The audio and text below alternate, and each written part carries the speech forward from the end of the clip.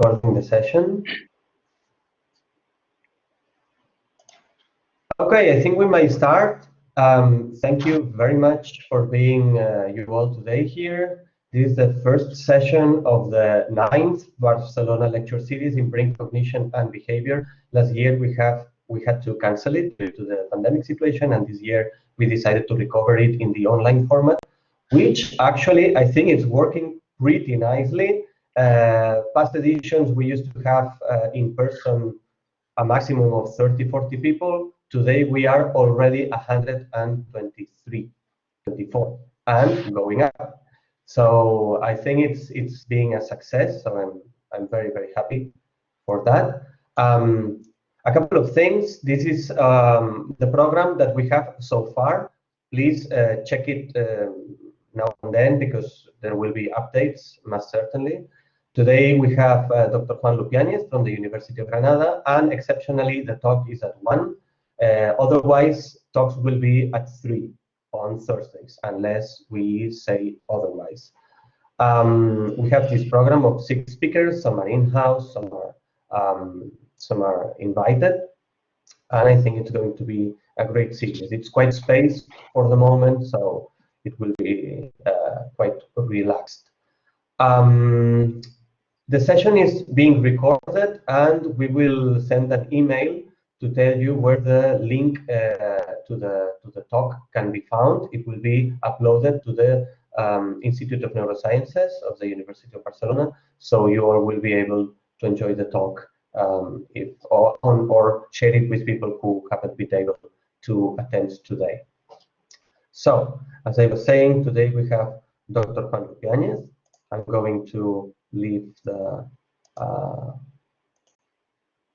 el cartel that we prepared for the session of today, and I'm going to pass the word to Dr. Ruth de Diego, and she will introduce the speaker. So, Ruth, whenever you want.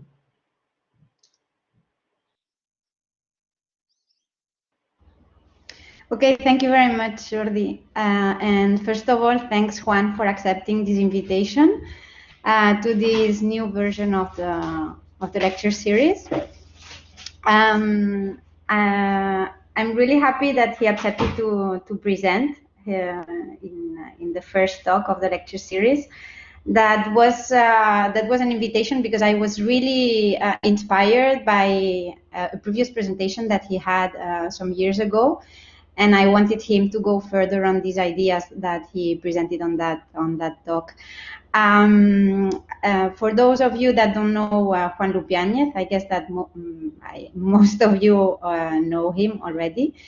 He is a full professor at the University of Granada, and he's a researcher at the CIMCYC, which is an amazing center at Granada, Centro de Investigación Mente, Cerebro y Comportamiento. And of course, he is an internationally renowned researcher because he has an extensive and influential work on the mechanisms of attention. And his work is influential not only because he did lots of impeccable methodological work and very relevant research on attention, but also he has been influential for his views and perspectives on attention, and that's why also we want him here today. And he had a great influence on this work at the national and international level. And since he is a restless mind, and this is reflected in the amount of prolific work that he has published in influential journals at the international level. More recently, he has worked not only on the main topics of attention, but he also worked on social and emotional influences on attention. And he is an amazing mentor that he has mentored many of other influential researchers that are nowadays in the field of attention. And his work is really stimulating. Always discussing with him is incredibly stimulating and interesting. So that's why it's a great pleasure to have him here today for his talk. So I'm really looking forward to hear him today, and I hope that you will enjoy the talk as much as I will, I'm sure. Thank you very much, all of you, for coming. Okay, So Okay. Thank you very much. Juan, I'm going to stop sharing the podcast so Okay. you can share your presentation. Okay, I'm gonna share now. So the chat is open for anyone who wants to comment anything or put questions, but otherwise we can do it at the end of the session. Okay. So do you see now my screen? Yes. yes. Okay. Good. So I'm going to start. Thank you very much.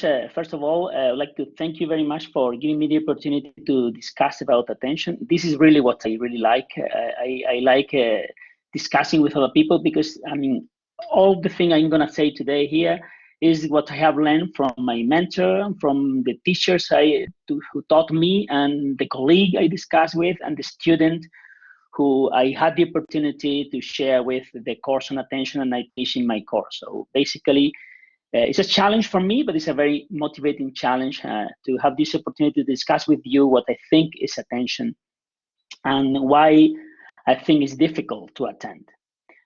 So just to start, we can start with a definition that, well, this is the same that I use, but I think was the definition I started with working on attention, the definition by Pierre Tudela, which basically it says it is attention, it is a central limit capacity mechanism whose primary function is to control and orient conscious behavior in order to pursue a goal. So basically here we have attention is about selection for a goal and controlling behavior to achieve this goal. But we can go far before, and then basically if we take the well-known definition by William James, everybody knows what attention is. It is taking possession by the mind in clear and vivid form of one out of several. So again, is the idea of selection. We can select either object or thought or whatever, but this selection. And with the cognitive revolution at the beginning of the current study of attention, the first model, like this one by Brodmann, basically selection is a mechanism for selection from the massive entrance of stimulation in the system to the rather limit possibility of responding to only one or two of them. We need a mechanism for selecting. So again, selection was the important aspect of attention, and then with influential people like Anne Treisman, there was a large discussion for several decades about whether the selection occur at early or late stages, but basically attention is selection. Later on, other researchers like the influential work of Daniel Kahneman emphasized the role of attention as not a selection, but mainly as energy, as mental energy that need to be used for among all the information, select one or the other. So attention has to do with the resources or energy and the capacity for dealing with several pieces of information and distributing this energy among the most relevant, so that those are the ones that are more processed. And later on, I think there was another model which to me is much more important, because basically what it says that is actually attention.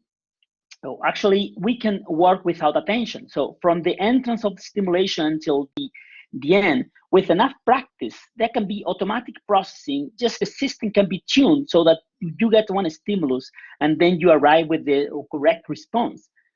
And there are some situations where that can happen. Automatic behavior lead to proper adaptation to the environment.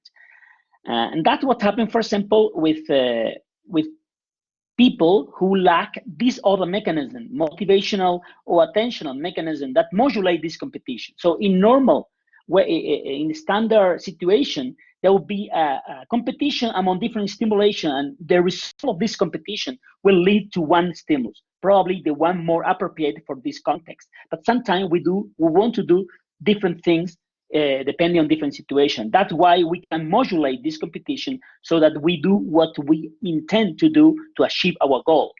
If we lack this system, like it could happen with a patient with a frontal lesion, then only the automatic behavior, and then they will show what is called utilization behavior. So according to this system, to this model, the emphasis is put on the distinction between control and automatic processing. Without control, the system can work properly, but we have the capacity of controlling our behavior by modulating automatic processing. So to summarize, to me, attention had to do with these three problems. I don't think it's fair or it's good to say attention is either selection or capacity, arousal, or control. I think attention is the three problems at the same time. So understanding attention is understanding how these three problems are solved by the mind in the brain. Well, and that's have led some people like Bernard Hummel to say, well, then if attention is so many things, maybe attention is nothing. And then he says in his recent paper, no one knows what attention is, in contrast to what William James says. And actually he said, well, if attention is so many things, maybe we should abandon the term.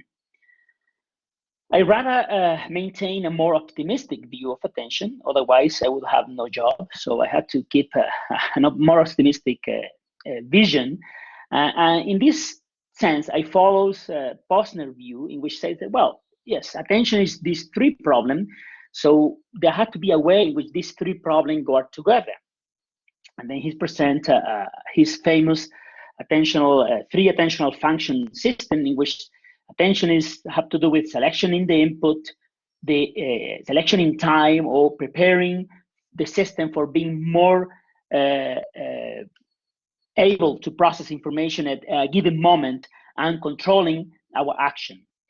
And there's a lot of research being done now, different groups trying to understand how this system work together on the neural basis and so on. So to me, that's attention. Are three functions, and we have to understand how these three functions coordinate to achieve what we think is the goal of attention. But also, I think it's another aspect that I think is important to add to this concept of attention is the idea that attention, the mechanism that is selecting, can be driven differently by the environment itself, or by internally by our intention. And here we have the image of the from another influential model by Corbetta and Shulman, which they delineate and describe two different brain networks of in charge of controlling attention, one top-down control system and one rules-driven system. So putting the two things together, this is what I think is attention. Attention is three functions and two sources of control. So attention had to do with selecting in the input, selecting in time, or preparing the system to be more prepared in one moment in time, and selection in the output. And these three things can be done voluntarily or involuntarily. And we have to understand all these things together. Then we might think that, well, and actually the definition, the first definition I presented, we tend to think that attention had to do with voluntary. We tend to think that attention is voluntary, and this is the important thing that we have to train and stimulate. But actually, when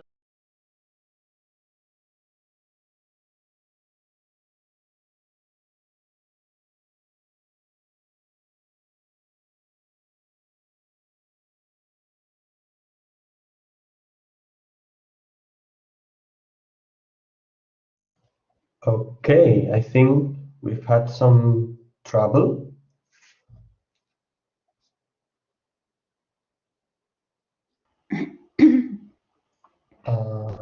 Juan?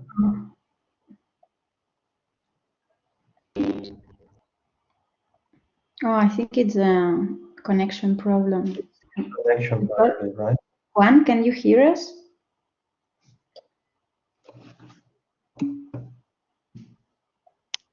Yes. Juan? Juan? You hear me now? Yes. But I think you have some trouble with your Sorry, connection. I think system? Or now, do you hear me? Maybe it was just to keep our attention, Juan. Yes. Okay. Did you do it on purpose? You were saying, this is my view, and then, wow, you went out. Okay, so here. So I went out here. Exactly. Okay, so I think that we putting together the model by Posner and by Corbetta and Shulman, that's what I think is attention. Attention had to do with 3 attentional functions: selecting early in the entrance in the system, preparing the system for being more ready for responding in a given moment in time, and selecting the output. But I think it's also important to consider that these 3 functions can be exerted either voluntarily or involuntarily. And I was saying that we tend to think that the most important problem of attention, the most important aspect of attention, had to do with voluntary. So attention is voluntary, pursuing a goal, etc. And it's true, but I was saying that when you start doing research, then you realize that actually it is very difficult, for example, using vigilance paradigm or temporal orienting paradigm. You can get the benefit for temporary voluntary orienting to a given time.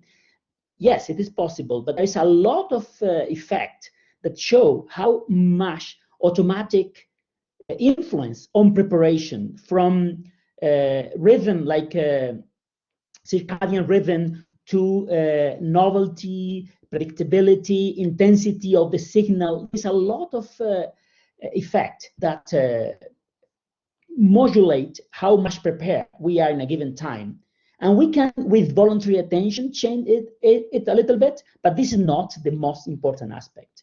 And the same happened with orienting, for example, orienting in space. Of course, we can decide to pay attention to wherever we want compared to other things, but there's always a lot of mechanisms that are competing with that, and most of the time they win the competition. We know that we can have any peripheral, like you can be paying attention to the screen, to what I'm saying, but if somebody opened the door in your office, you will look back. So there is a lot of information that is attracting our attention automatically. And those things can be learned. For example, if we go to a supermarket looking for a product, and we go to the supermarket, we go every day, we will go directly without thinking, without attending, we think. But when you go to another supermarket that you have never been there, you get crazy about where the product is. And then you realize how much you learn to automatically about the context guiding your attention. So basically, what I'm saying here is that, yes, attention is 3 functions and 2 sources of control, but it looked like automatic control of attention is more prominent. And then we come to control of our response. Here we might say, no, there had to be voluntary. But even there, it has been shown that controlling our responses can also be definitely modulated automatically in a bottom-up way.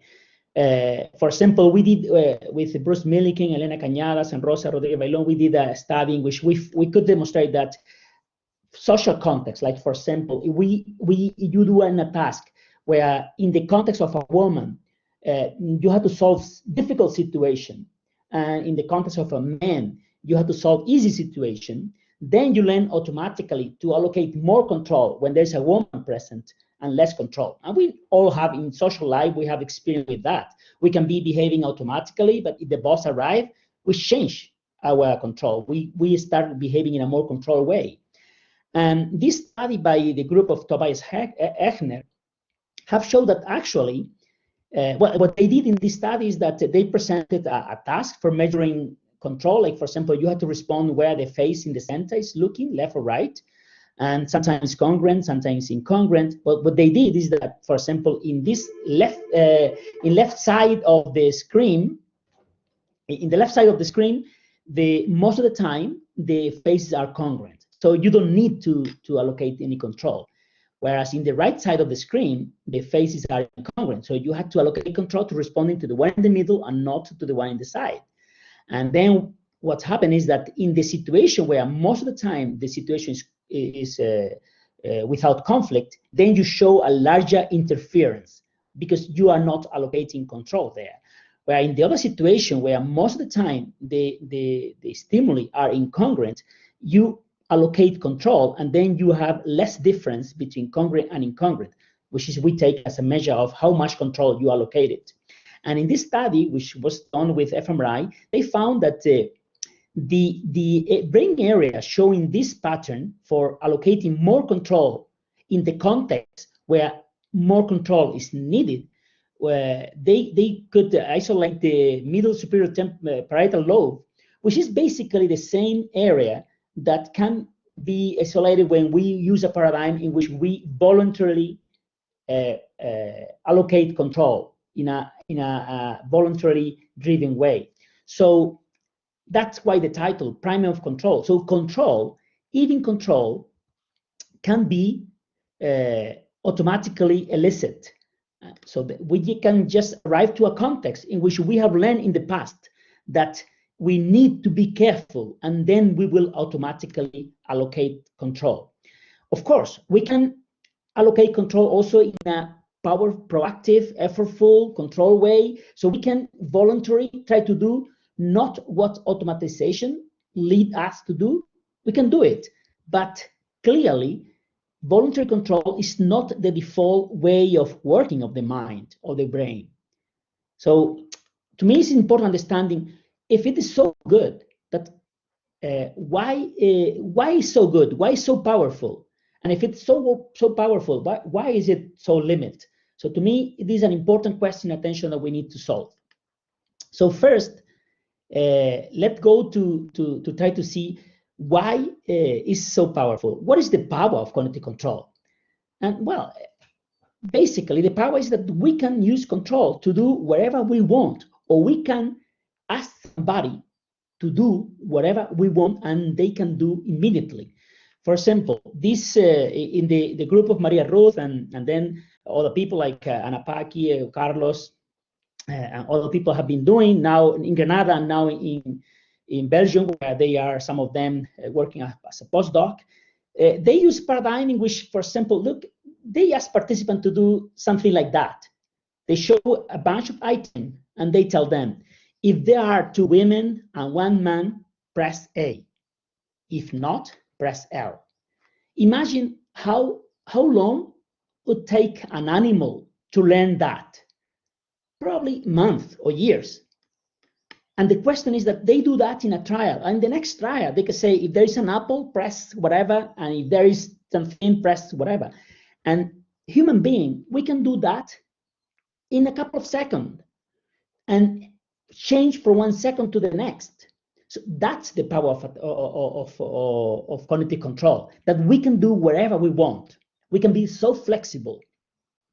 So we can use attention to reconfigure the system according to instruction. And instruction can be given novel from trial to trial, and we can do it.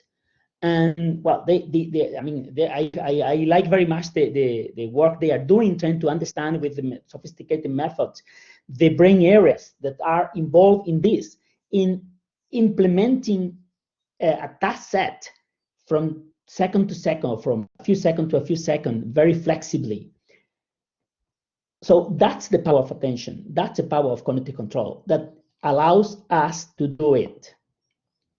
But then you can imagine that this is, yes, we can do it, but this is so difficult. It's very demanding. Of course, I cannot do this task if there is 2 women and a man pressed whatever, while you are thinking about what are you going to do tomorrow. This task can be done, but are very demanding. So now we have to understand, why is it difficult? Cognitive control is possible at the limit of the example I gave to you now, but why is it difficult? Where do limitations come from? And this question has had for a long time a very simple explanation: resources. So cognitive control is like sugar. It's like gasoline. We have some gasoline, we spend the gasoline, we have no more gasoline. We have some and mental energy, that neuron consume sugar. So when they take all the energy, there is no more energy. Well, there's a long tradition about resources, but the truth is that resources, so simple idea, is very appealing because of the simplicity, but it's so wrong. Okay, you have a paper showing that at least the extreme idea that by expending a lot of resources, then the system will be exhausted, and then after that you will go to drink something with sugar because that you need to fill the tank. That's completely wrong. So it has to be something else. And I like this paper by Muslik and Cohen that I didn't know. Actually, it's a PsychArchive still. It's not published. Will be published, I think, in Training Cognitive Science. I have to thank Nicoletta Prutin for letting me know about this paper. I didn't know, but I think it's very interesting. And they provide a very elegant solution to this problem. Why it is difficult, cognitive control. But actually they say the same property that make cognitive control possible make it problematic. And it's the problem of shared representation. I will explain here. Basically they say, well, how here in this A panel, explain how can we learn to name colors? Well, we learn to create intermediate unit so that when we perceive red, we activate this unit, and this unit activate the response red. If instead we perceive green, then we activate this intermediate unit, and then we say green. And the same, we can learn another task like reading. When we learn to read, we create an intermediate unit so that when this word RED are in front of us, we activate this unit and then we say red, and the same with green. So responding to one task or the other is simply selecting which one of the two. Because here in this condition, naming color or reading word do not share anything, we will produce the correct response. But then they say, what we do for learning a new task, like for example, if, as I said before, if there are two women and a man, press this letter. If there is whatever, press another letter. Well, we can do so immediately by using previous representation that we have learned for something else, and we selectively activate for doing what we want. Like for example, if we now want to learn a new task, which is if it's red, press left key. If it is green, press right key. We can use the same unit that we have created for naming the word. Now we can use the same unit for for pressing a specific key for each word. And the only thing we have to do is to select one specific response. But because the same unit is associated to selecting a manual response and naming a verbal response, it's going to be very difficult to do one or the other, and we get interference. That's how we need control for selecting the specific response for the specific unit. So in order to solve this interference, we have to create a new different unit. This way, then we can do one task or the other without interference, but that takes a lot of time. So according to them, we use the same representation for doing one task, and then we use representation that are already created for doing a new task. That allows us to do it, but with the cost of large interference. So it will be very difficult to say now right response for green, and then in the next trial green for green. We will have to be selecting, inhibiting, and then we will have a massive interference in a task in which we have to do two tasks at the same time, or in a task in which you have to share two tasks or be alternating between one task and the following. The only way to solve it is to learn. So one possibility is that we use voluntary control for immediate adaptation now, even with interference, but we use this immediate adaptation to speed up learning so that in the future we will be adapted and efficient. So the fact that we share representation for do new tasks improve learning, but make processing not very efficient. And the fact that this property of cognitive control can be seen in any learning, like for example, this is a very recent paper in which they compare execution on learning a new language, new completely arbitrary language. And here you have in blue the participant in which the first session, instead of practicing with the new language, they were given explicit instruction about the rules of the language. And then in the second session, they just, even without having practiced before, by using the explicit knowledge, they outperformed completely the people who only discover by incidentally the rule of the learning. Sorry, the rule of the language. So by explicitly teaching and using that knowledge voluntarily, we can get a lot. But as I told you, yes, attention can guide learning, but probably the first time we can do it, but here is proportion correct. Probably if we have to be very fast, people would be not very fast. And actually in speed, there were not large differences. So attention is important, but rather than being important for acting now, it is important because we can, but we do not do very efficiently. Attention probably is better for guiding learning, so that in the future we can do whatever we want. So be flexible, but very efficiently. And also another important point is that attention can be also automatized. So we can also see, and there's a lot of paradigms showing that memory and learning can guide attention. Like the example as I told you, by the first time we go to the supermarket, we actively use our knowledge to find the product we are looking for. But by having many times to the supermarket, we will automatize all these processes, and then just by arriving to the supermarket, we will retrieve the attentional state that we can use now for looking for the product. And there is some different effect that can be shown that attentional state in the past can be retrieved now to guide selection in the present, from just stimulus response binding in the work by Hummel, or the selection history or learn value. So if we learn something is worth attending, then we attend automatically in the future. Or for example, context-specific effect, like the one I presented before, we can retrieve and control state. So going back to our summary, attention had to do with 3 functions and 2 ways of controlling this function. But we know that controlling voluntarily leads to interference. So how do we cope with interference? By automatizing these processes.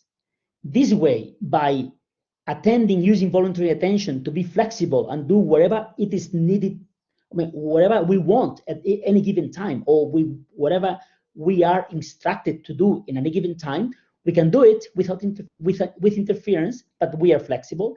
The way of converting or solving this problem is automatization, so that this way control processing can be flexible and efficient after we automatize it. And then we can be now very efficient and flexible by using the history of attention in the past. So the limitation and the difficulty of cognitive control come from the fact that we share representation, and by sharing representation for doing different tasks, we can do wherever in a very flexible way.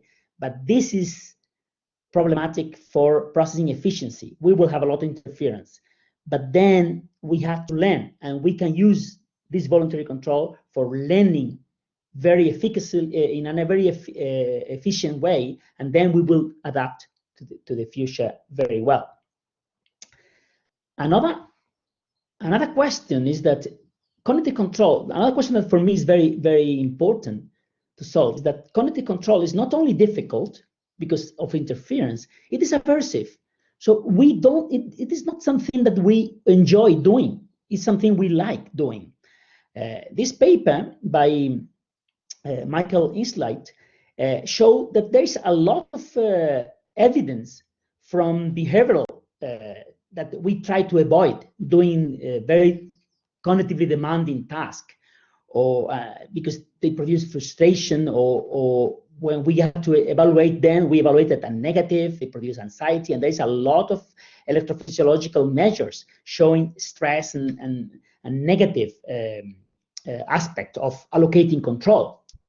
So cognitive control is inherently costly, aversive. We try to avoid it. And this had to be explained. There's something I have been discussing for many years with my student in the attention course. And I remember many times at the end of the course, of the session, we said, well, maybe it could happen with interference. Maybe the cost of attending is that we can not attend too much without forgetting about the. So the cost of being of having to voluntarily attend is that we are a human being. If we were a robot who can be programmed for wherever is programmed, and the robot will do that until the end without any experience of tiredness, of negative emotion, etc. It will do whatever. But we have a body. We are human beings. We have a body, and on top of any goal we have, any intention we have the goal of maintaining our body alive. And distraction is the tool that we have for not forgetting the present. So distraction is what keeps us hooked to the present to achieve this goal. So the aversive cost of cognitive control is that, well, we can do all this, but we cannot forget. I have said before that all of this is for adapting ourselves to the future. The only way for cognitive control to be flexible and efficient is that we automatize, and then in the future we will be very, very well adapted. But we cannot do this without distraction, and distraction is satisfying the immediate needs so that we can focus in the long-term needs. So to me, that's what's explained how or why allocation of cognitive control, which is adaptation to the future, need to be motivated.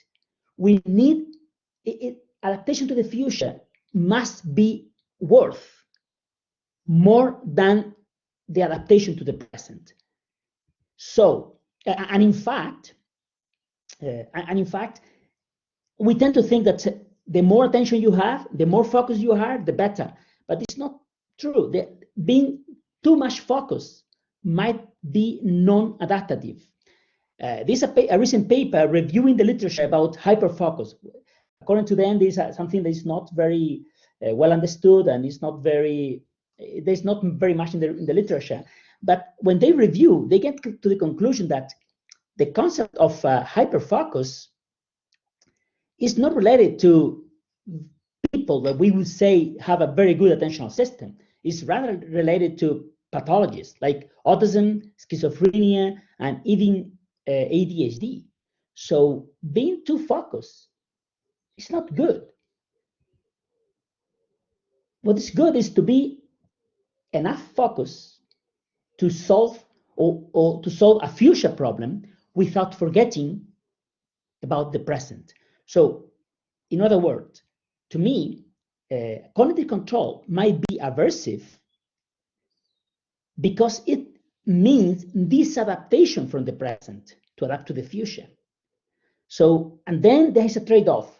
How much I will invest in adapting my behavior to be ready next year or next month or when I finish my degree, how much I'm going to invest that, but how much I'm going to leave for being happy now and being adapted now. So to me, cognitive control is aversive because somehow mean disadaptation from the present.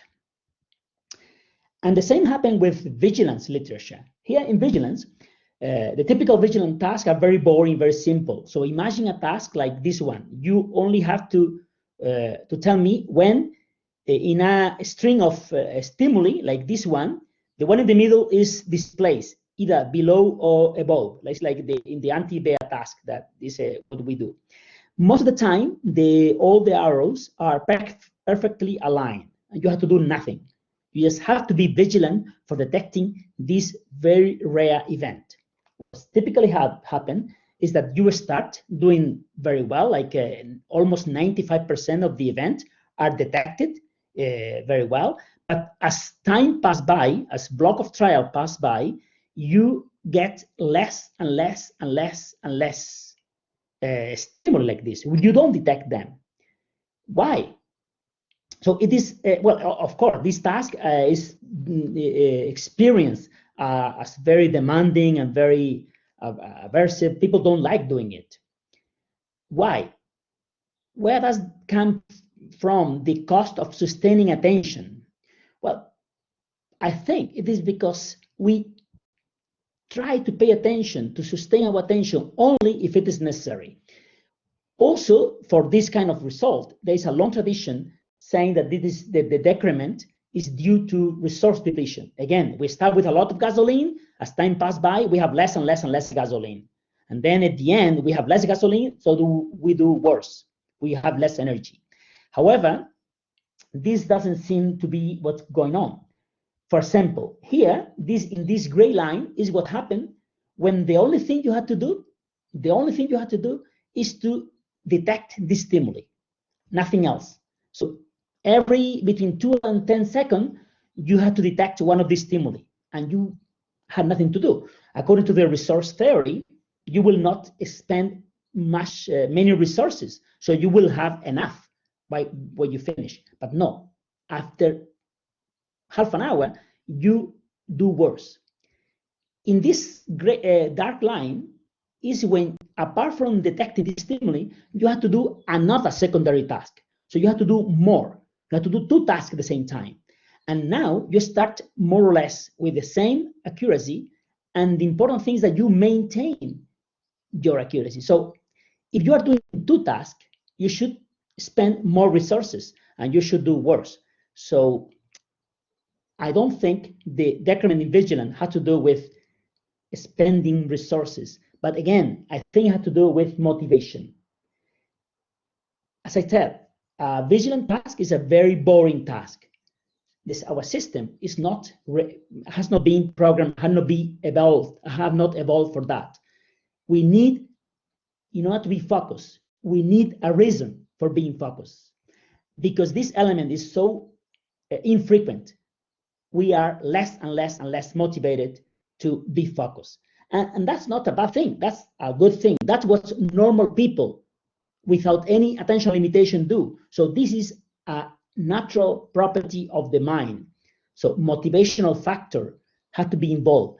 And it is logical that we decrease cognitive control because we perceive that cognitive control is not needed and cognitive control is not the default. So to summarize this section, cognitive control had to do with adapting to the future, adapting our behavior to the future. But cognitive control must be worth allocating. We need to be motivated. We need to win something and be convinced that it's worth allocating cognitive control, because otherwise the mind go into automaticity or distraction, because distraction and automaticity is being adapted now to the present, solving the immediate problem that I have. Or that's if there is a stimulation, or the mind will go into mind wandering, which is the default state. Probably from this default state is easier to react to anything. So that's what I think is going on. Cognitive control is for adapting us to the future. So we need a reason for using it. Otherwise, we will automatically adapt to the present. And that means being in the mind wandering state, behaving automatically, or being distracted. And in order to understand Or in order to understand this concept, I think we can use the famous video in which you tell a kid, you have this marshmallow, you have to keep it in front of you, but don't touch it, don't eat it. If you don't eat for some time, you will get 3. So there's a reason for waiting, but it's very difficult. Why is difficult waiting if we know that waiting we will get 3? Because we have to avoid satisfying the immediate need, the distraction, and the distraction is to eat this marshmallow.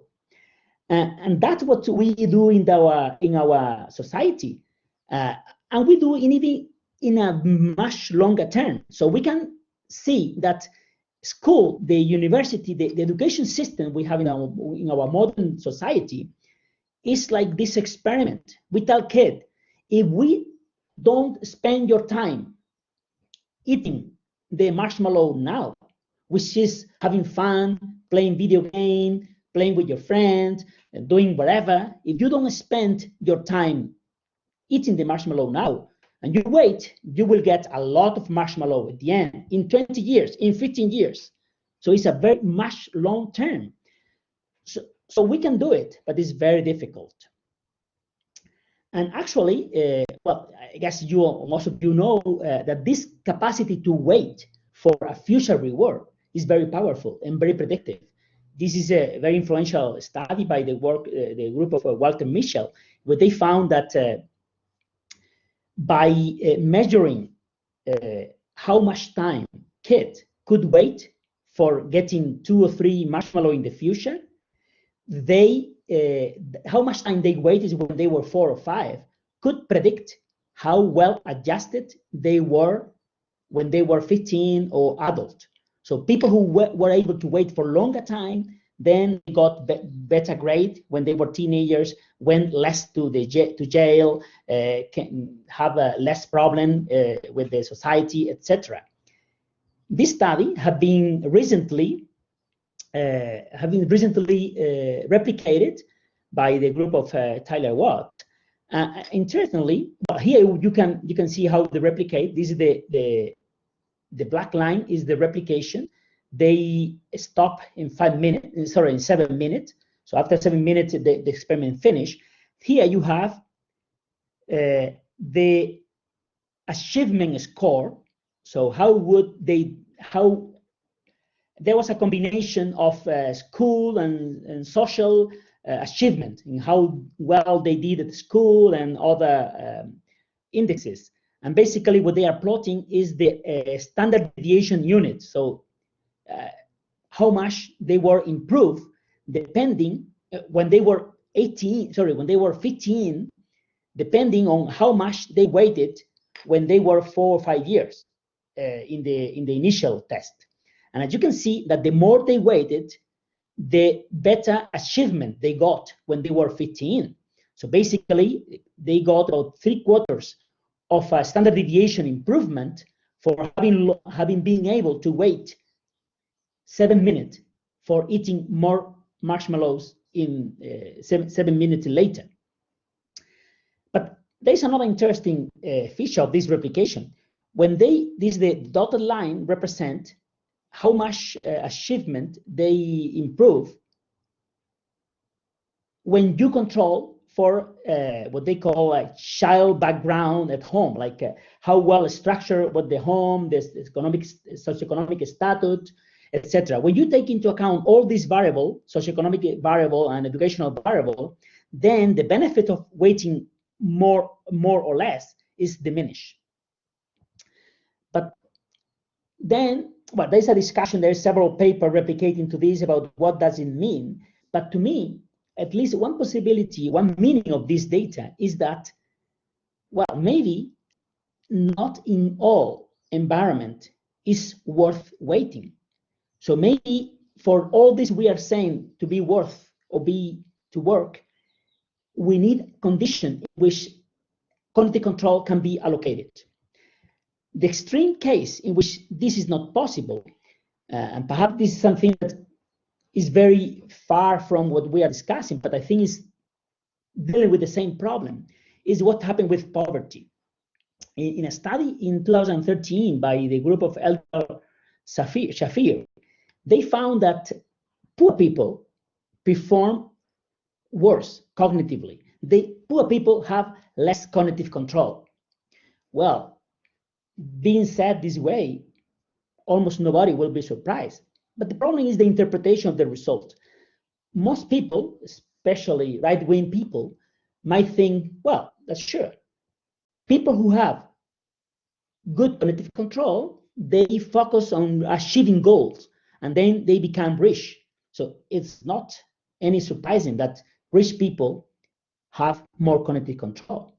But they said, well, this doesn't have to be this way. It could be that being poor means you have less cognitive control for whatever reason. And they tried to show that with a study in which instead of comparing rich people with poor people, they compare the same people when they were rich and when they were poor. They did a very clever experiment. They did the study in India with sugarcane farmers. And they compare how good they performed in the Raven matrix task or in a task measuring cognitive control, numerical struct, where you have to say how many digits you have here, but they are incongruent. Like you have 3 4s or 4 3s, and then you need control for solving this task.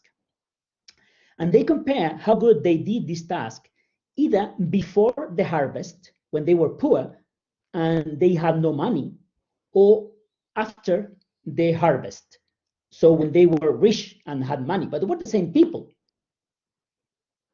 They were when they were poor and when they were rich. And of course, because of the time for having the harvest was different, they could counterbalance. So some people were tested before the harvest, and some people were before after the harvest, and at the same time. So you could test some people in June. For some people, June was before the harvest, and for some other people were after the harvest. And this way they could control for all variables. And what happened is that people, when they worked it before the harvest, they did worse in Raven matrix, something that is supposed to be fluid, is supposed to test fluid intelligence, something that doesn't change.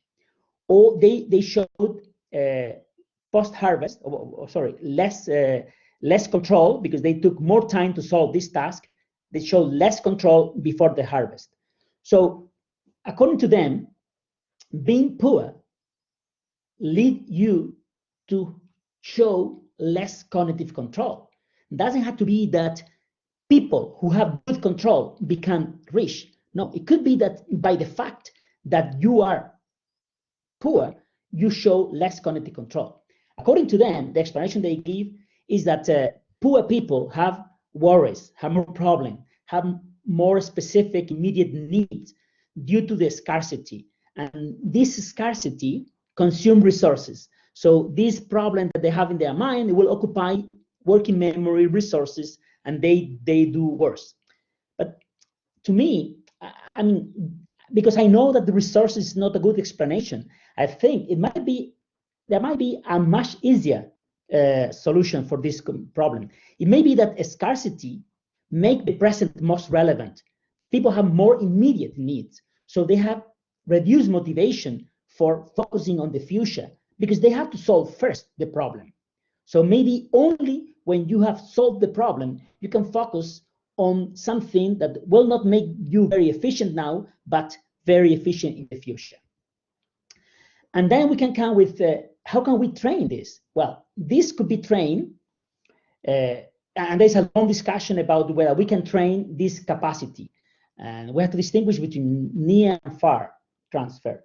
So, of course, by doing a task, we get better. This is automatization. But the important thing is by doing a task that involves cognitive control, we'll be able to allocate more control later when we do that, but not in this task, in a completely different task. This is what is called far transfer. There's a big discussion nowadays. Sala and Gobet, they are leading the idea with other people like the group of Owen, the idea that cognitive training doesn't produce far transfer. However, I mean, with Rafa Roman Caballero, and we are trying to analyze the literature, and we are having a discussion with Giovanni Sala about whether, in this case, musical training, because Rafa is interested in that, whether musical training improves cognitive control or cognitive function at long term, something distinct for learning to play the instrument. So whether we, by learning to play an instrument, we become people with more cognitive control capacity. And well, so far what we have shown, well, especially Rafa and Miguel Badillo, we are doing this work with Miguel Badillo, what we have shown that there's a benefit, it's not very big, but there's a benefit in cognitive function in general in people who learn to play an instrument. Even in randomized studies, when people are randomly assigned to playing an instrument or a active control group. So I think that it is possible to get far transfer, but maybe we have to distinguish between training the ability of cognitive control and training the use of cognitive control to achieve long-term goals. So cognitive training might be training in cognitive control skill to reduce interference, and that's possible. But this might be very specific to the task in which we have automatized this ability. I think perhaps more holistic training, like musical, sport training in a structured environment, apart from training, we might training the ability of cognitive control. We might train the use of the cognitive control to achieve long-term goals. And this training on the use of cognitive control, not on cognitive control itself, might be what might be more transferable to real life. After all, what I usually say to my student that, well, maybe the best training is life, a well-structured life in which we incorporate highly demanding things for getting long-term goals, and we experience in getting these goals. So to summarize what I think about attention is selection. Selection in time, selection in input, perception, and in action. And we have to be in an equilibrium between voluntary driving attention to perform or to achieve these goals and voluntary attention. So attention is not only about voluntary, but an equilibrium between voluntary and involuntary control over selection. Voluntary control is difficult.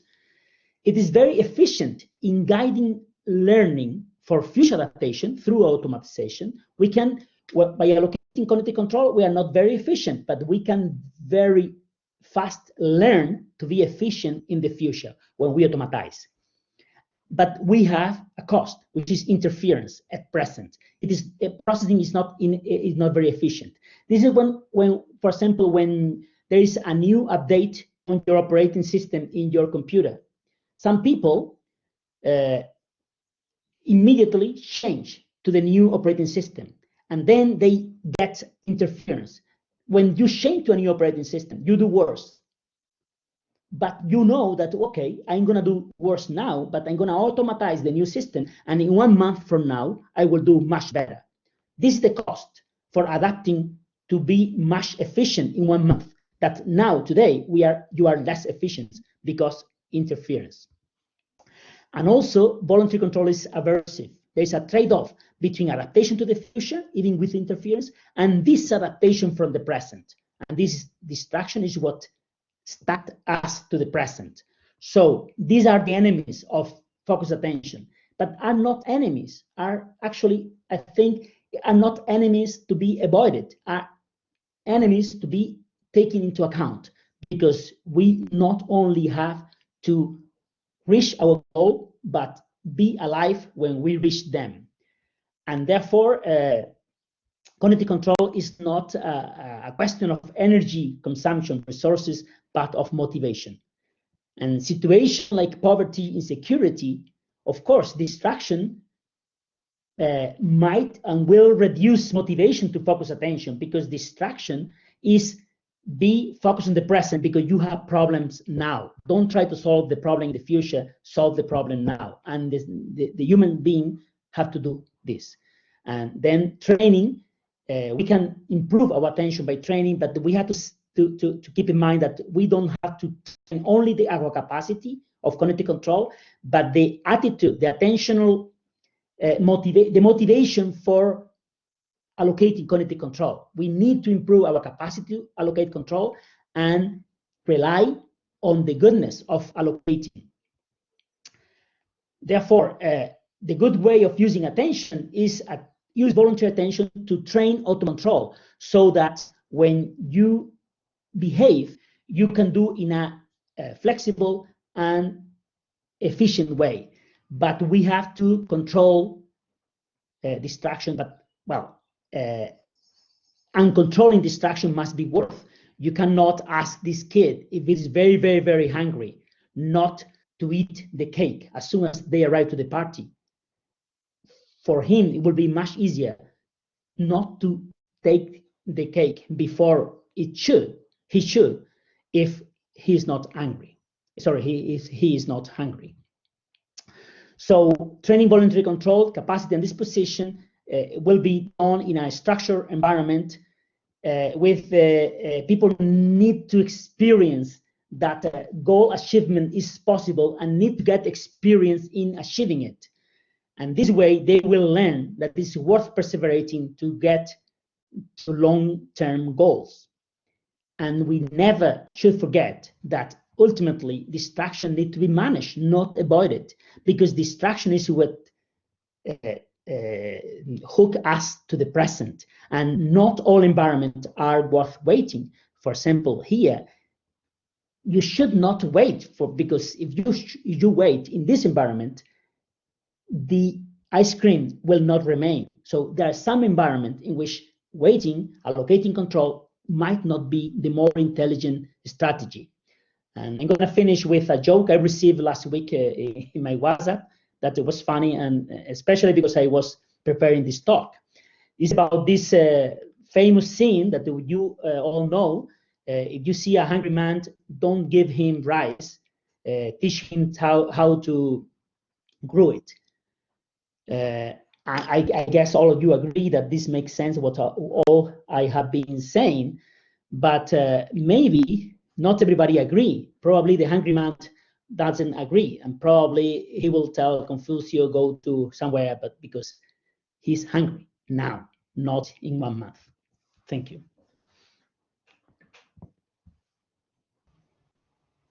Thank you very much, Juan. Thank you very Sorry much. for I think I took a few more minutes and that I expected, and there was a problem with the connection. I'm sorry. No worries. It's been great. It's been really nice talk. And I am sure that there will be a lot of comments, and we can make this like an open discussion or a question-answer session as anyone wants. So what I would only like people is to be ordered with the use of the microphone, so that we can have like I don't know, few people talking at each time. But anyone who would like to ask any question or comment anything, you have this icon of the microphone on the bottom part of the screen, and you can use it freely. So we have Alexis. Yeah, you can go on. Hi, thank you, Juan, for this nice presentation. I wanted to ask you, so I have one problem trying to reconciliate. Wait, I was like taking a package from the entrance and I ran back, so I'm trying to recover my breath. Okay, yeah, good. So my question is, I don't know how to reconciliate the link that you are making between the different concepts like cognitive control related to and orienting to the future, or for example, distraction and automatization, like a focus on the present, because on the case of meditation, that requires a very strong cognitive control to be performed, what you are trying to do is to focus on the present. And many times I also find myself that I'm distracted from the present because I have problems in the future. So, and also, it happens that when I have to run to a place because I'm arriving late and I'm very worried about this, I'm getting late there, I find also myself that I'm automatizing everything. So it seems that there are some cases where exerting a strong cognitive control has an importance for orienting to the present. Automatizing things help you to focus on a future problem, and being distracted is also a cause of something that is about to come. So how this could be linked with a theory that you propose? Thank you very much for the question. It's very interesting. Actually, I was discussing, I don't remember, I was with Rafa, with some of my students, specifically about this. Because actually, we with another student, discussed that we are working on mindfulness and relationship between mindfulness and vigilance and attention. And I think, well, in the surface, I think, yes, there is a problem here. But I think that mindfulness is a way of controlling the mind without environment. It's like I say, all what I have spoken here is when there's an environment. And then you focus on the present, mean that dealing with the problem you have in the world. And mindfulness or mind wandering have to do with controlling the natural way of the mind. So it's like controlling the mind when there is not way of controlling, because there is nothing to do. So when you are mind wandering, there is no present because there is no task. I think that you have no mind wandering and no need no need to control the mind in itself when you are doing something that you cannot. You need all your system for doing it. So I think that there's another interest that I haven't gone into it, but I put some ideas here. But I think that mind wandering had to do with the natural working of the mind, and of course, it's not natural I think that mindfulness is not natural at all. I always say that mindfulness is a very vigilance task. So basically, you have to focus on something that is not needed. It's because you want to focus it. So you train the capacity of using attention, but in a situation where there is no reason for doing it, because you are not solving any task. You're doing so. But I understand that this is something that we have to think and discuss a lot. But so far, I would say that mindfulness is like controlling the mind itself without any stimulus, let's say, or that would be, I guess, the maximum control of the mind. But then it is not necessary. So, but why, for instance, instead of saying that all these processes correspond to focusing on some temporal dimension, we can assume that, for example, what happens is that we fight against or we play with the volitional nature of the mind. So, for example, cognitive control, what we'll try to prevent is to leave your brain flow in a state of mind wandering, which in some cases might be positive for you because maybe it's allowing to focus on. So it doesn't need so much energy or so much effort for you to work under these circumstances, right? So what I'm saying is that maybe it's not time the dimension where we are the reason for we are controlling our mind, but it's like maybe another dimension that is more related to the natural of the brain. With mind wandering and mindfulness, I think there's another problem. We have to understand why mind wandering is a default. I haven't gone into it, but in this way, I agree with you. This is a different dimension. We have to understand why the default state of the mind is not being focused when there is no stimuli to deal with in general. And maybe it's because from an unfocused way, you can be more reactive to anything. Where if you are focused on something, from this preparatory state is more difficult to go to something that you don't know. But this, we need to think more about it. I think that this qualitatively, mind wandering go into a different category. Okay, thank you. Thank you to you. Okay, thank you, Alexis. In order, we have Pedro Cobos.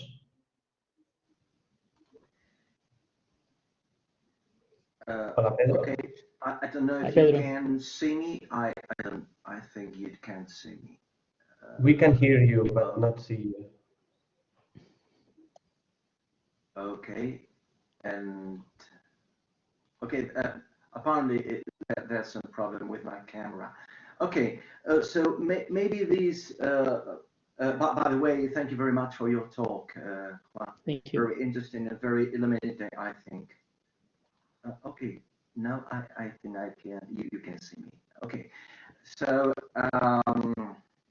maybe this apparent conflict between mindfulness and your proposal about attention can be solved if we think about present as something that necessarily or urgently involves action. So maybe in your way of understanding the present, somehow this involves understanding the world as something urging us to make actions. And automatic processes are very important whenever actions have to be made. And somehow cognitive control means to inhibit actions in the world. So somehow maybe what I mean is that cognitive control are important when we have to disengage from action. So and I suspect that mindfulness also means disengaging from action. Yeah, let's say mindfulness is like, I guess mindfulness is like or could be that I would say another way of saying is that mindfulness actually is like, yes, focus on the present when there is no need for focusing on the present, because as I said before, if you are in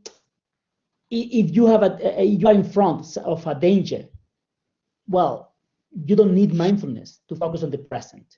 When you need focus on the mindfulness is when there is no need for focusing in the present, and then you force the mind to focus in the present. So if there is no stimulation demanding your action, then the default state is not being connected to the environment. I don't understand what is the goodness. I don't understand yet what is the goodness of the mind wandering state. But so far, I'd say that this is the default state.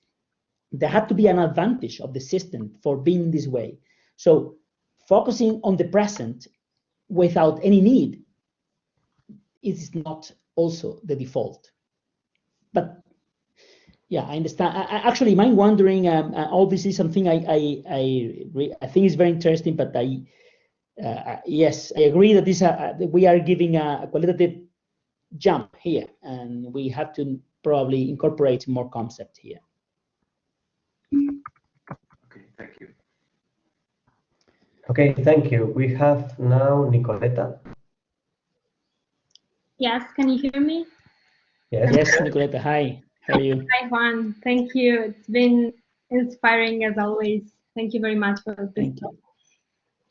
So while listening to your overall discussion, I was wondering, in the model suggested by Moslick and Cohen, actually it seems that there is a trade-off between cognitive control capacity and learning efficiency, no?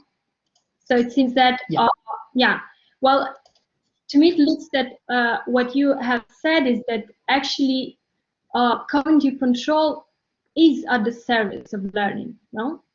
So it seems that they go actually together. Well, I think that cognitive control, you can use in whatever way you want to use it. Like in the task I show, like for any weird task that you invent, but is what I'm saying that cognitive control is worth using to the serve of learning. Then is when cognitive control become very powerful. And that's, for example, something I tell my student in the education student when I teach. I say, well, for performing a task, for doing whatever you are doing, you don't need, once you have automatized something, and for example, for playing a sport, you don't need to know anything about the theory of the playing of this sport. You just have to do it, and with a lot of practice. But for teaching somebody to learn, you need the explicit knowledge, because this explicit knowledge is what you're going to use for guiding the cognitive control of the student, for them to automatize the appropriate thing that will make them expert players. And you can save months of work. You can say, pay attention to this and this and this, and then automatize it. The first time when they are using cognitive control for paying attention, they probably play even worse. But then if they automatize the right thing, then do better. So what I'm saying that, to me, cognitive control, when it is really, really powerful, is when it is used to improve learning, not to, I mean, when we use it in the present for doing something for performance, it's not very efficient. Thank you. So clear. Thank you to you. Okay, thank you. Before Rafa, I think that Bruce Milliken had his hand up, and I don't know if he wants to share something with you. Hi, Bruce. Hi, Juan. Can you hear me okay? Yes. Yeah. Yeah, just congratulate. What a wonderful talk, Juan. I'll just throw something out there because you've pushed your ideas in so many different directions. I'll just throw one more thing out there and tempt you to say something about just what about intelligence and IQ? That's my question. Yeah, that's interesting. Well, this, I mean, I guess intelligence. On the one hand, for example, some people say that, well, intelligence is like a G factor, like the thing that makes you think everything, or the idea, the idea that is had to do with fluid intelligence. The idea that this is something that you can use, and it's very, very much cognitive control or executive control that you can use for everything. But I think that if we define intelligence as a way of adapting, then, for example, that's a problem. Like, say, intelligence is some cultures or some ethnies are more intelligent than others. This is because we find intelligence in the term of capacity in an environment in which using our capacity for achieving goals might be the more intelligent thing to do. But I'm saying that probably in some other situation, it might be more intelligent not to allocate cognitive control, which some people might say, well, that's not intelligent. Well, depending on how you define intelligence. So I would say, for example, in the case of the ice cream, if you have an ice cream, it's not very much intelligent to allocating control, because in 1 hour, you have no ice cream. So the kid who is waiting for a marshmallow, well, if you are been living in an environment in which your parents tell you things that never happen, and you know there are no rules, why are you going to wait? You would be not very much intelligent if you don't eat the marshmallow now. So depending on how I would say, if you define intelligence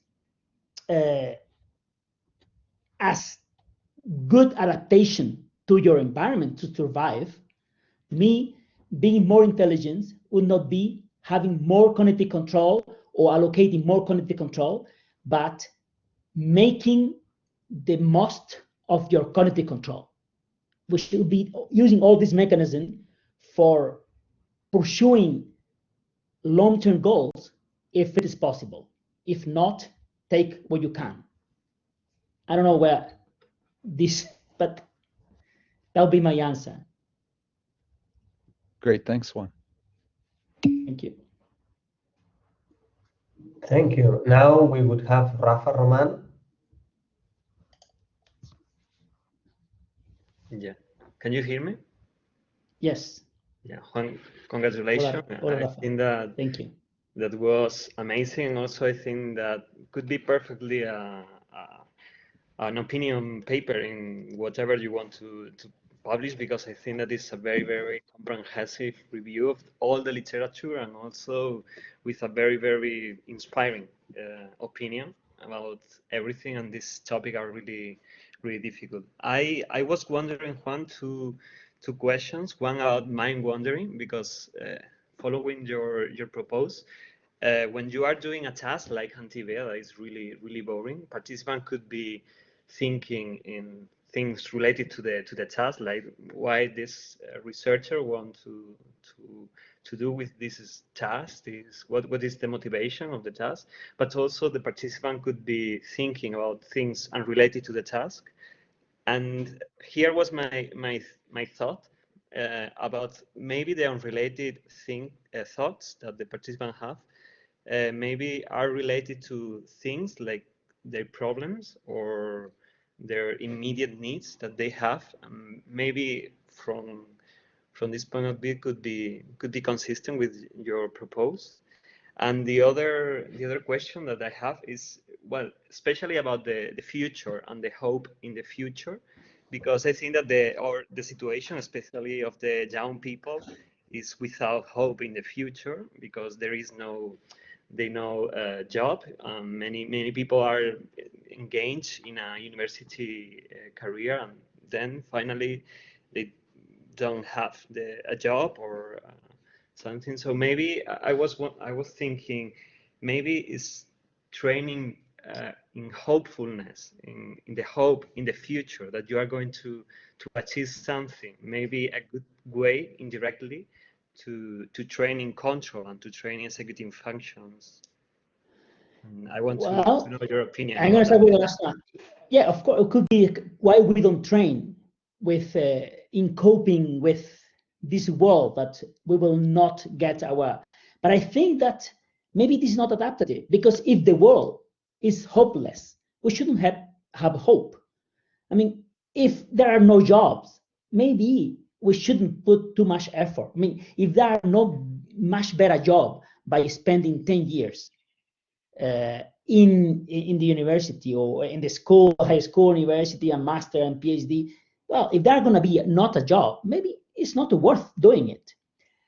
Or if we really know that there's going to be, but they believe there will be not, I think rather than training them on hoping that a hopeless future is worth, it might be using other alternative. Like the only way I think that in which cognitive control can be allocated without effort, without aversive evaluation, and achieving a long-term goal is in a very well structured system in which by achieving or solving immediate needs, one need is chained after another, and then at the end you achieve the long-term goal. And this is a flow situation, which is very interesting, another interesting state to investigate. A flow situation where you are hooked to the present, solving your immediate problem, the one you want to do now, but by solving this, then you get another one, another one, another one, another one. So this is another solution maybe, I think, is not asking people to focus on the future, but structure the system in a way that by focusing on when the future is so difficult, they structure the way, they make the pathway challenging small by small step or something like that, I would say. But training them on, I mean, for example, okay, like put effort, even if it is not worth putting it, I think that is not natural. And maybe if everything's saying that you shouldn't put the effort, maybe it's better you don't put it. Because you can go to a situation where people spend their life trying to look for a job that for whatever reason they are not gonna get ever. For example, sometimes when a student come to us, say, okay, I'm gonna do a PhD. Say, okay, why? Oh, I wanna do a PhD because I'm gonna get then a job or whatever. Then you have to tell them, well, you have to pay attention how much effort is gonna be, and then how much benefit you're gonna get. And then when you take these two things, then you might say, no, I don't wanna do a PhD. I don't think you should try to convince them to do a PhD if they don't really want, when they understand what are they getting and then what they are missing. Yeah, perfect. Okay. Thank you. Okay. Okay.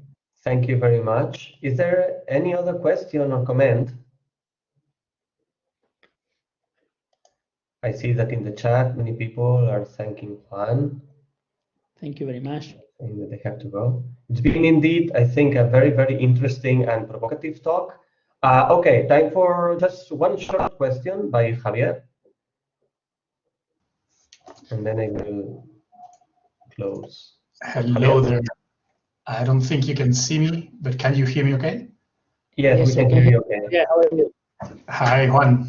It was very, as always, very nice to hear you. I think you've made my day today. It was, as always, very inspiring, and I really love the broadness of the view that you've presented. And maybe since you said so much, maybe I blinked and I missed something, but it feels to me that this consideration that you are giving us, you're presenting us, assumes that cognitive control can sometimes be non-adaptive. Applying too much control, right, can be non-adaptive. Yes. And the examples that you have given, or the ones that I've been able to retain, are all these sort of high-order live examples, right? And also you have talked about disease or disorders in which too much control can be aversive or can be detrimental. Would you say that it would be also possible to find situations in more basic terms, as we usually study in psychology, in experimental psychology, in which cognitive control can actually be detrimental for performance? Yes. Thinking more, and maybe you already said it and I blinked. No, I think, well, I can think on two kind of situations, and I think there are some data in the literature showing it. I think there is a paper by Hummel showing something like that. And one situation is when, well, by allocating cognitive control, you have two problems. One is interference, because you are using the same representation for doing a new task, then you get interference from the other task. So there can be some situation where interference can be larger than the benefit you get for using all representation.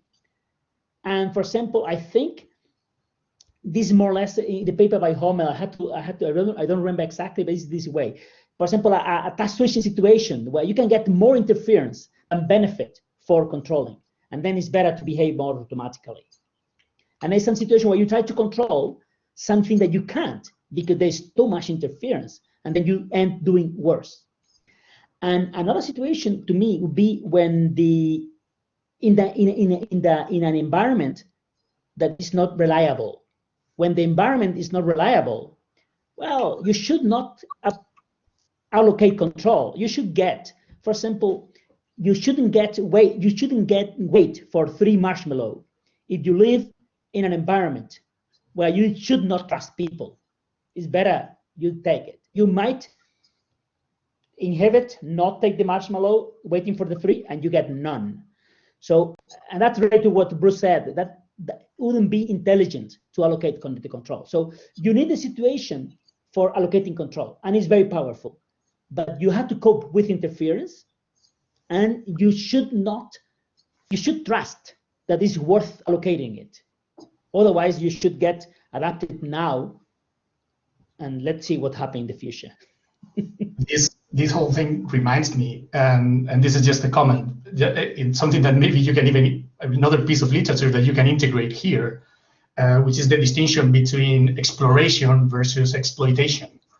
And I think that's a very rich literature out there, and especially in development, showing very interesting things. And maybe when you are exploiting a strategy too much, what you end up doing is missing alternatives that can be potentially more rewarding than what you are actually doing.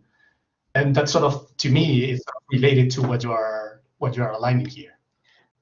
I think, yeah, you're completely right.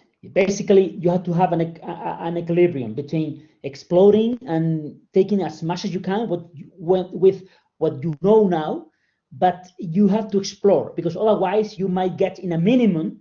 But you have to be. This is another idea that I think is interesting.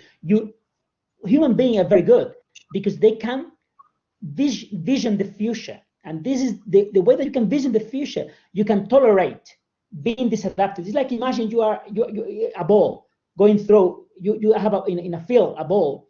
There can be a ball can go to a minimum, could be the ball there, and it's gonna go running down the prairie more because there is a hole there.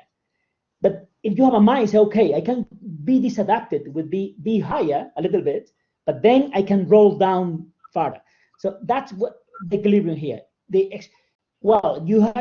can see how much I can disadapt, how much I can tolerate to disadapt for being adapted now, because I can get much benefit. But only in the environment in which this is possible, you can do it. And of course, you have to have the equilibrium between exploration and exploitation is very much related to this. Thank you. Thank you very much, Juan. Congrats, Juan. Okay, thank you very much, Juan. Really, thank you very much for this very interesting talk. As I say, at least to me, it has been very provocative. You have thrown a lot of ideas there, and to me, I go in line with the first questions that you had. Like, I never thought about cognitive control as a way to adapt behavior to the future, and distraction as an anchor to the present. So I think this is real food for thought to give it some consideration. So thank you very much. I think everyone liked it a lot, and by the comments, it has been a very, very nice and successful talk. So just to close, I would like, could you please stop sharing the screen? I would like to share with the audience that remains here. Somebody asked that whether the slides are available. Of course, either I can send to you and you distribute, or whatever who want the slide, I just tell me and I will share the slide, and the talk will be taped. So of course, I will send this slide to anybody who want to have them. Yes, maybe you could send them to me, and then what we could do is put them together with the video that will be uploaded at the Institute of Neurosciences webpage. I will. So, I will. Yeah, perfect. That would be super nice. So just for promotion, our next talk will be 29th of April, so in a month and a little bit more. It will be at 3 o'clock, and it will be by the speaker Mirti Blazier. I don't know if I got the pronunciation right, from the Eindhoven University of Technology. And the title is Haptic Technology for Haptic Communication. I think it will be really, really nice. So stay tuned. I will be sending some emails soon enough. So thank you very much, and see you the 29th of April. Thank you.